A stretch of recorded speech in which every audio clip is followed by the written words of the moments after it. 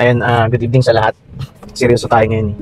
Kasi lalo doon sa mga sa mga problema, yung feeling mo na kasukuin ka na para sa inyo to.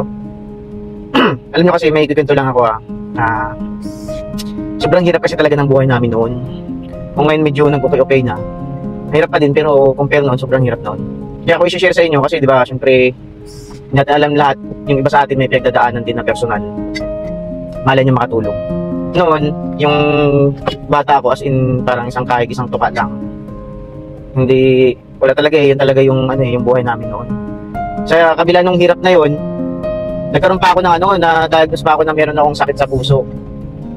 Parang yung gamot ko noon, parang 6 ata o 5, mga botilya kasi pambata pa eh. Ang pera ni mama noon, sapat lang sa pagkain namin, tapos dumagdag pa yung yung sakit ko. Sa madaling salita, kung saan na sila pumunta noon para humingi ng ng tulong para sa gamutan ko. Pero hindi pa rin kaya kasi nga araw-araw yung gamot ko, at saka habang buhay daw yun, sabi ng doktor, araw-araw habang buhay. Kaya naglakas ng loob yung mama ko mag-abroad. Yun, mahirap ka na, tapos bigyan ka pa ng isa pang problema. Merong iba sa atin kasi yung ngayon na ganyan, same lang yung nararamdaman nyo ngayon. Nakakala nyo hirap na kayo, tapos hindi pa kayo titigilan ng problema, hindi pa tapos yung isa, may darating ulit. Pero alam niyo maganda doon, sa madaling salita, kaya ako ganito sa inyo. Yung nakarating na yung mama ko sa abroad, himala na nawala yung sakit ko sa puso, nasabi ng doktor noon habang buhay na daw.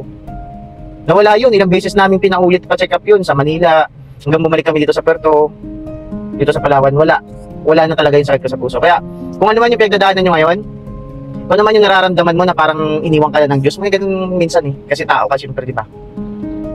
Hindi, sasabihin ko sa'yo, hindi mo talaga mapipredict kung ano yung plano ng Diyos. Siya lang talaga yung may alam eh.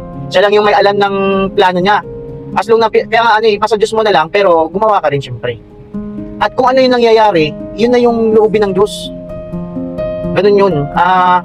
Wag tayo masyadong parang parang andun nga yung yung sabihin mo naniniwala ka, pero pag halimbawa nagpatong-patong na yung problema, nababawasan na yung tiwala mo. Hindi mo kasi alam kung yung problema pala na binigay sa'yo, yun yung magbibigay ng lakas ng loob sa'yo para mabago mo yung buhay mo, may magawa ka sa buhay mo. Ganun pala yun, no? Wala lang, share ko lang sa inyo.